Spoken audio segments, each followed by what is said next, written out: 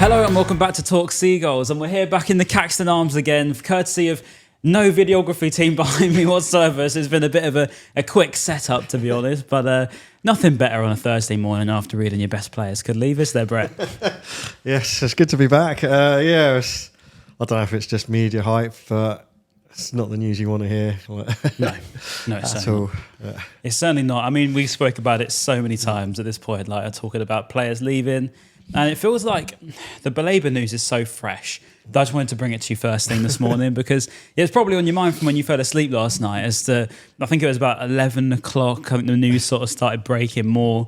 I think Fabrizio put a thing on saying that the player's now tempted in the deal about midnight. So as you've woken up and sort of read back through everything, how are you actually feeling about it?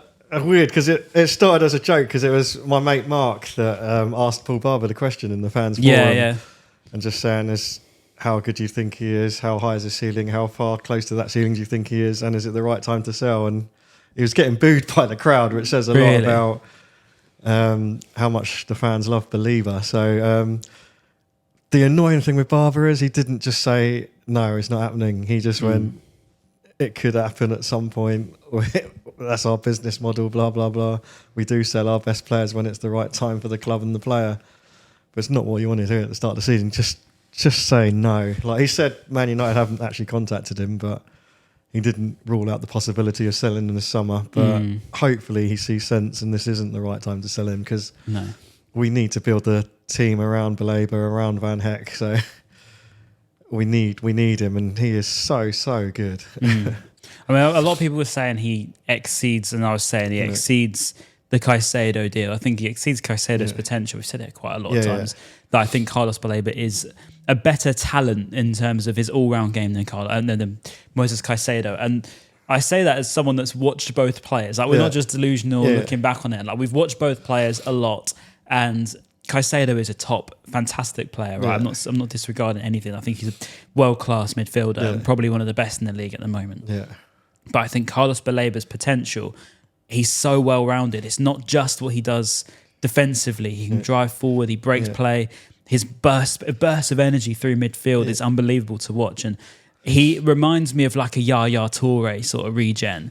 And to sacrifice someone that instrumental at this stage of the season, when we're about 10 days away from the season starting and 8 days away from wherever it is, that would be very, very costly at this stage, don't you think? Absolutely. Just like you watch something like the compilations online of him and his skills, like I compared him to like Jonah Lomu when he just like bundled through everyone. He just outpowered everyone, drives through the lines, gets the ball forward. We don't have anyone like that, and we can't replace him at this short notice. Like we've spent like 4 weeks bedding in the Greeks, and they still haven't made an appearance. So the team needs to be built around Baleba, and losing him is absolutely critical to not happen this season. I mean, it was a historic moment for football Twitter as I think it was Indy broke the news as an exclusive, and it got cited by David Ornstein, which was quite crazy. As someone that's been on football Twitter since I was about 14. But it was true, and it was quite surprising as to how quickly it sort of escalated, because it was very much like the standard, you're trying to work out if this is coming from a club or if this is coming from players' agents or how it's going. Like, for example, the Matt O'Reilly deal was very clearly agent-led. And then you look at Baleba's, and it's almost like clockwork, I always think, and how these deals go. You get the break of news, you get the players interested, you get how much the other club is willing to spend as putting a bit of pressure on. And then you get the other club, aka us, that then puts out the morning after saying they don't know anything about it. And it's just like this narrative war that always ongoes with all of our transfers. And one thing I wanted to say was everyone talked about how our transfer price would never get put out in public. And that was true for a very long period of time. But I'd argue actually in the last few transfers, that hasn't actually been the case.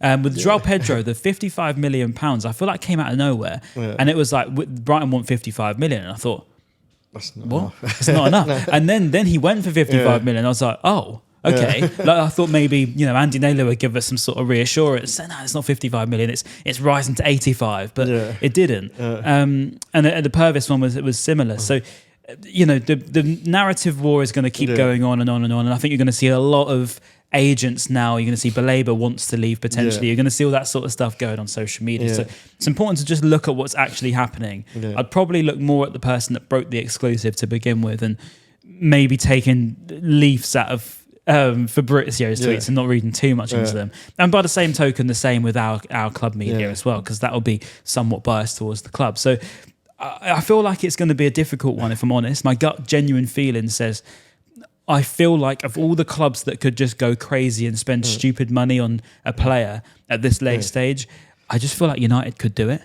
Yeah, it's weird. And I still think they're a comical club run badly, and I don't see the draw for a player to go to Man United, because I don't think they're going to challenge top 10 again. They're not that good. Even the amount of money they got to throw in is another transition season. But like Man United, they can't afford to pay a dinner lady, but they can spend. They just have all them staff as well, haven't they? So, but they can spend £120 million on Baleba and Bermo, Cunha, anyone. Like they're just throwing money at it, but I still don't think they're that good. And why would you go there then?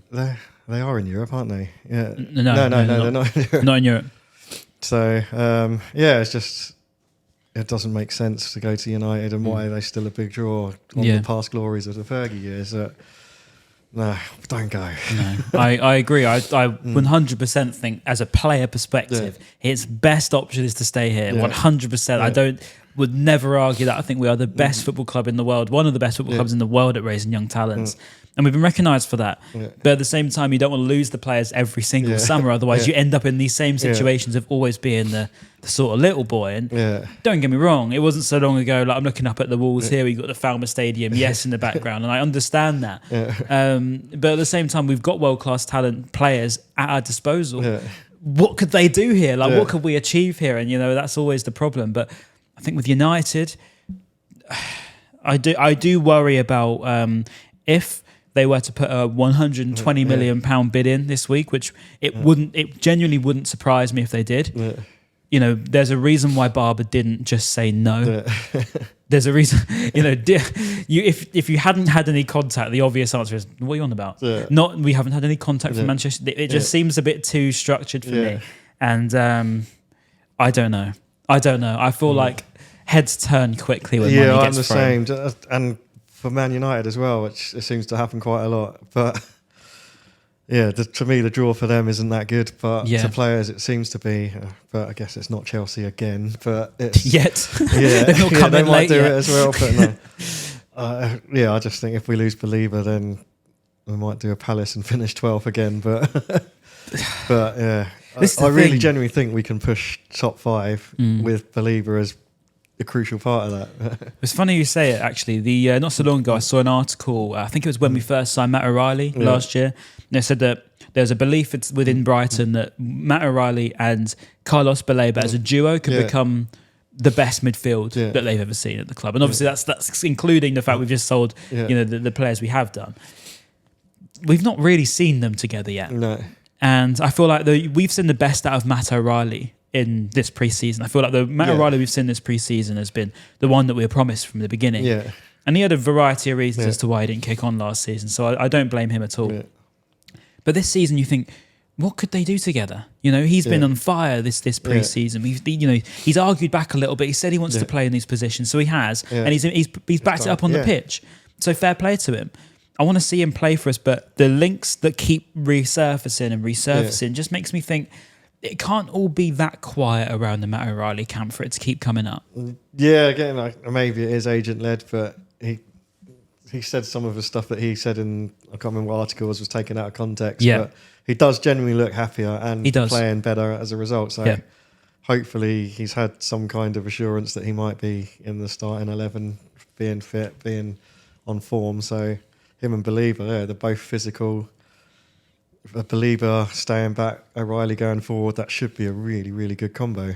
I agree. I think that they both could be top class. Baleba's a different ball game as the player I've seen here. As you say, I don't think you can just go and replace him now.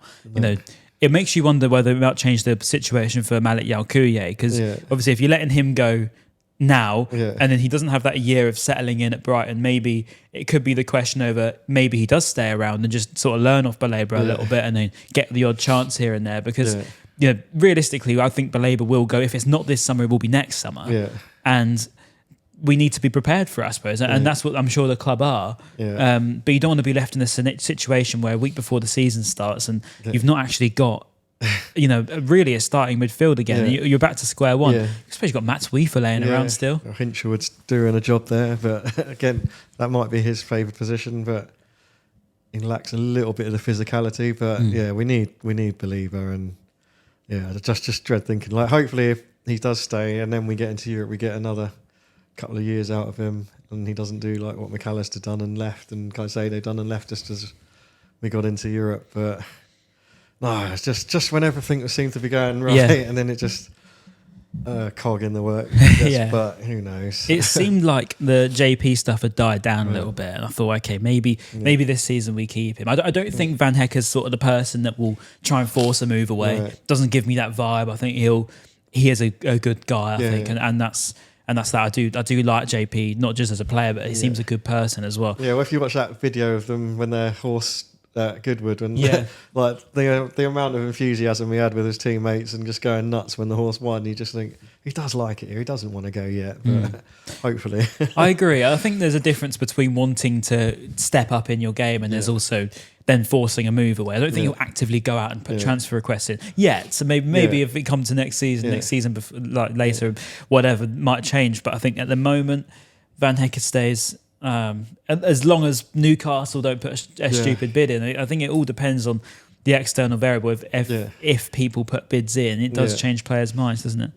And then I think he's our next captain as well. Just like Welbeck's not getting any younger, who sort of stands in. So Van Hecke, like replacing Dunk at the back, being the influential leader, who kind of already is in the changing room. When you see like the the unlocked videos, he's always the leader off the pitch. So if we get into Europe, Dunk's on his way out and not going to play every game, then the position's there for him to be our starting centre-back and captain. It also gives players like Diego Coppola that time to just not be thrown into the deep end. Imagine if you lost Van Hecke now and Baleba now, and then on top of those sales as well, Pedro, Purvis, Stepinian.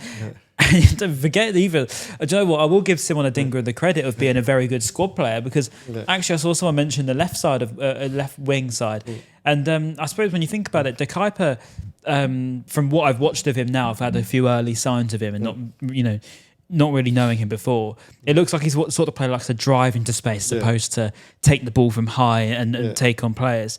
So maybe on the left wing side of things, even the right wing sort of things, we're not quite as stacked as we might maybe feel like we are. Because if Fabian Hertz has said recently that Kostulas, Simas and Tommy Watson are not ready for Premier League football yet. And I mean, it's not surprising, is it? Because they're all teenagers. And, then you think, well, they need some time to embed, and I want them to embed and become top players here. So maybe the actual overall squad, if we were to make any more sales, I don't think it's stable enough for it yet. No, I agree. It's like the outright wingers we haven't really got. So we've got lots of players that kind of could do a job there. Yeah, like Gruda, Bonanotte. Yeah, exactly. So, and Rutter as well. We want to establish people in certain positions now, I think, rather than keep experimenting. And when everyone's locked in and they know what they're doing, then we are going to be really, really good. Yeah. I agree. And I think the wings are really what I want to see more of, because obviously it was so influential towards our style of play for so long, even under Fabian Hertz and De Zerbi. Potter never used wingers, and then when we started using wingers again, we saw how influential they still are in the game. And using fullbacks has become one of the biggest points of modern football. So you want to see players like De Kuyper, going forward, making runs, crashing the box late. But again, all of these sort of things are, they're good in certain moments, but you want to be a little bit more all-rounded. So it does make you wonder as to what happens in the rest of the summer transfer window. But it doesn't seem like we're going to bring any more players in, from what I can gather, does it? Yeah, unless something like unless Baleba goes. Or just a transfer completely out of the blue. Like, we don't even seem to be linked to anyone anymore, do we? No. So it's just, I think we are done. But then hopefully something just come out the blue and make everyone go, oh wow. Do you think there's anything we need between now and the season? Sort of, well, let's call it between now and when the transfer window ends. I'm still maybe a right back, first choice right back, or the prolific striker that everyone wants. Like if we're going to play with wingers, someone that can put the ball in the net, which I thought was going to be Ferguson, but wasn't. So who knows? He's really done well at Roma so far. I think he's got 6 goals now in his time there, which is quite incredible, to be fair. Now, I think he said he wants to hit 20 this season, which was his aim. So that'll be interesting to see if he does do it. Yeah. I agree. And I think Facundo is obviously the one we spoke about last time, but I think the rumour now is that we don't want to sell him. We want to loan him, but preferably in England. Yeah. I actually don't even know if he should go on loan again, to be fair. I feel like he's there as an option for us. Yeah, he's like Premier League proven, which we don't have too many of with like all the new signings. So he's done well at Leicester. So yeah, that was his chance to like educate himself in the Premier League of the more regular football, and he's done that. And why not give him his chance? Yeah, I agree. I'll sort of just round off a little bit on Baleba just before. Don't go is the point. But I feel like if Manchester United do put that bid in, things change. But I think at this stage of the season, what I really want to see is just for us to stand firm for once. For us to just say no, and we're not going to make a sale. We're going to actually just try and seriously aim for something. I think Tony Bloom said on the podcast or whatever the interview was he was doing, and he said that he wants to aim for trophies now. Yeah, that's a new one that's come out into the public light. I mean, that was probably on the back of Crystal Palace winning trophies, I think so. And makes sense. Yeah, you can't go and win trophies if you sell your best players every summer. I'm sorry, I'll say it right now.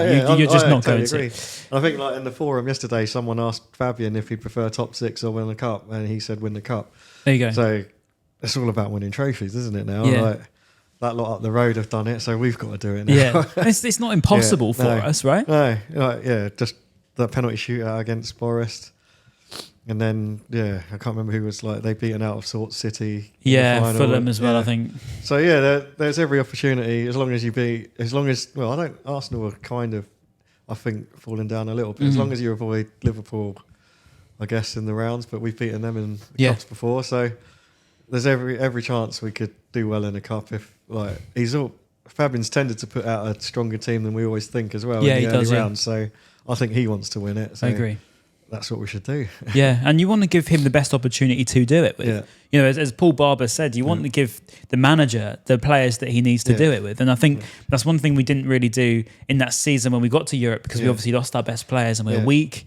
Last season I feel like we gave the players in, but there was all too many to be able to deal with. And this summer, we're almost taking players away again, and you're going to have to go through the same thing as we went through 2 years ago. So you don't want to get yourself caught in this cycle, because, as a fan watching it, you just want to see us doing well. You don't want to see us going through constant transition season. It would just be horrible to watch, right? What's the point? As long as you can stay stable, I guess. But I want to see more. I want to see us push for stuff, And, you want to see, that ambition, that fun in football. And I'm not saying we don't have ambition. That's not right. But you just want to see that little bit more willingness to keep your best players. But I do understand the variable. If a big offer comes in, it is difficult to say no to it. But it's not that they're exactly poor again, is it? No. Okay, we'll just talk on one last thing. Was the squad numbers obviously announced since last time we filmed here? And the most notable one, I think, was the lovely one that I saw was James Milner's taken the number 20 in tribute to Diogo Jota, which is a really nice moment. And it's obviously such horrible news about Jota, wasn't it? I think that's a really nice thing. A few other changes, obviously. Georgie's got the 13. 10. I didn't really like. Hinshelwood's got 13, taken after Pascal. I think Van Hecke went to 6, did he? I think. Yep. And then where did Baleba go? I've forgotten. He chose 17 because his mum, I think he was 17 years old when they first saw him score a goal. Okay. So he chose 17 for that reason. It's just. There's a lot of people can go and get their shirts printed now. Yeah. So if everyone wanted to do... until they change again, because everyone's left again. I didn't like Milner at number 6. That was really weird. Yeah, so it was odd, him having number 20 is good. So, and it's a great tribute for such a horrible, horrible thing that happened. Yeah, it was. Yeah. And Georgie 10. Yes. It's the right one, isn't it? And also, is it bad giving Simas number 9? Like, that's a lot of pressure on a number 9. Isn't it? because our last number 9 was Brazil's number 9. So, and now we've got a Greek kid that's played second division German football. Yeah, there's a lot of pressure on him, but hopefully he proves us he's a good player. Yeah, Minte 11. He's been electric in pre-season again, hasn't he? Yeah. He's looked really stacked on his legs as well. He's massive thighs, and he looks like he's worked out. And he said he didn't quite hit his targets what he aimed for last season, so hopefully it's given him the motivation to be even better this year, because he's one hell of a player. Yeah, he is. If he could just get that clinicalness in him a little bit more, I think you saw it against Southampton. Obviously, it doesn't really matter about the result too much in pre-season, but the goals that Minte scored, you could tell that he's working on that finishing, because he gets himself in such good positions, and he almost tries to do too many fake shots sometimes and loses the ball. But when it works, oh my God, it works, and I think he's got such a great range of shots. He's very, very good sort of with the inside of his foot. So he's a very exciting talent. I think Minte this season could be the one to watch, I think, one that could really break out and become known in the Premier League. Yeah, I agree. And maybe Barber's next little project where he's like, the money's coming in. Yeah, Barber will sell him for 100 million next summer and everything will be great. And we've got a pre-season. Another one to keep and build the team around. And we'll be going places if we keep him. So good. Yeah, I agree. I think, Minte is the one to watch. And it's something quite satisfying about having number 11 and number 22 on either side. I don't know what it is. Just to me, quite aesthetically pleasing. You've got number 10 in the middle. Yeah. Just, I don't know, it looks quite cool. But that's just me with like my head looking at it. But it would be nice to see our new number 17 stick around for a little bit longer, because I would be so gutted if we lose him. I really would. Very gutted. But we'll see what happens, Brett. Yeah. We had to do a quick one today, but it was a pleasure. Yeah, it's great. Love it. Yeah, loads to talk about again. So hopefully the next ones will be a bit quieter before the season starts. And it feels like we got through a lot in a really short space of time. But I said that Mitoma was the invaluable one, but now I'm rethinking it. I feel like Carlos Baleba probably touches into that. Absolutely. Same thing. Yeah.